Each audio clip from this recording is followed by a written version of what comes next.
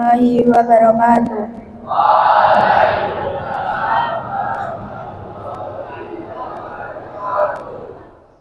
Alhamdulillahirabbil alamin wassalatu wassalamu ala asyrofil anbiya'i wal mursalin nabiyina wa habibina Muhammadin wa ala alihi wa sahbihi ajmain wa man tabi'ahum bi ihsani ila yaumiddin amma ba'du.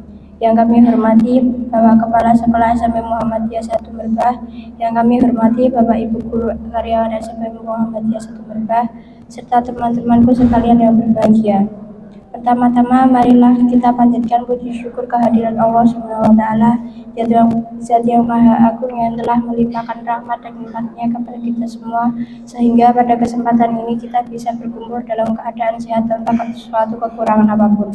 Salawat serta salam mari kita sanjungan kepada baginda Rasul Muhammad SAW, kepada keluarga, sahabat, dan umatnya hingga akhir zaman. Semoga kita semua mendapatkan syafaat beliau di hari akhir. Amin ya rabbal alamin.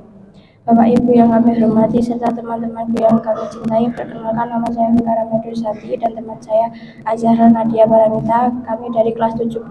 Pada kesempatan kali ini akan menyampaikan kultum yang berjudul Pahala Memuliakan Guru. Guru adalah seseorang yang digugut dan ditiru. Sejatinya orang tua kita adalah guru. Ulama adalah guru orang lain yang tidak kita kenal lalu menunjukkan salah satu kebaikan juga adalah guru. Bahkan Nabi SAW sendiri mengaku bahwa guru. Sebagai sabdanya, sungguh aku telah diutus oleh Allah Subhanahu wa Ta'ala sebagai seorang guru. Hadis riwayat Ibnu Majah. Pahala memuliakan guru adalah surga.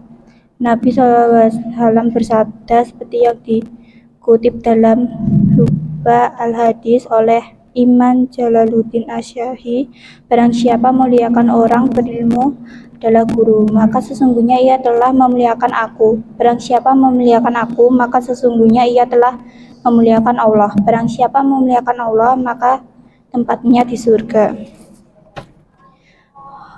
Surga adalah salah satu tempat yang luasnya seluas langit dan bumi. Surga itu disiapkan untuk orang-orang berdakwah. Al-Quran Surat Al-Imran ayat 133. Dalam ayat ini disebut bahwa surga itu disediakan bagi orang-orang yang beriman kepada Allah Subhanahu wa Ta'ala dan Rasul-Rasulnya. Al-Quran Surat Al-Hadi ayat 21.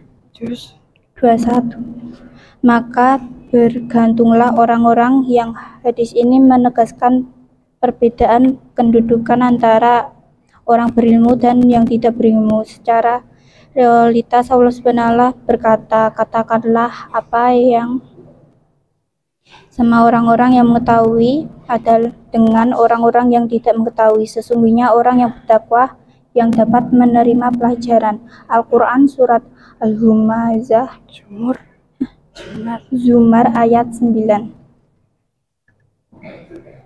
Dalam sejarah, Ali bin Abi Thalib diketahui sebagai orang yang sangat memuliakan guru. Hal ini seperti perkataannya yang diabadikan oleh Syekh Al-Zarnuji dalam kitab Al-Talim Al-Mutalim.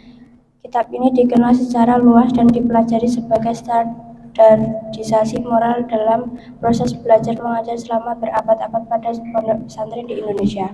Ali bin Abi Thalib berkata, aku menjadi hamba bagi orang yang mengajariku satu guru ilmu. Terserah orang yang mengajariku, ia mau menjualku, merendahkanku, atau tetap menjadikan aku sebagai hamba sahayanya.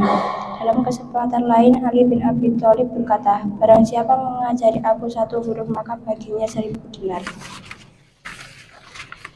Cara Ali bin Abi Thalib dalam memuliakan gurunya senada dengan sabda Nabi SAW. Barang siapa yang mengajarkan satu ayat dari kitab Allah kepada seseorang, maka orang itu menjadi hamba baginya. Hadis riwayat Tahabarani. Hamba yang dimaksud dalam podcast ini bukanlah hamba sahaya atau budak, tapi orang yang harus mengabdi sepenuh hati kepada guru. Bagi Syekh Al-Zarnuji, di antara perbuatan menghormati guru adalah tidak melintas di hadapannya, tidak menduduki tempatnya, tidak memulaikan berbicara kecuali atas izinnya, tidak banyak berbicara di sebelahnya, dan seseorang murid hendaknya tidak mengetuk pintu rumahnya. Syekh Al-Zarnuji juga berpesan agar tidak bertanya yang pernah ditanyakan. Diceritakan oleh Syakir Al-Muzari bahwa karena Harum Al-Mani menyerahkan anaknya kepada Iman Al-Harani untuk belajar ilmu agama dan akhlak mulia. Pada suatu hari ketika menjenguk anaknya, Kaluna melihat Iman Al-Harani sedang bersujud membasuh diri kakinya dengan yang membuangkan air pada putranya Khalifah sendiri.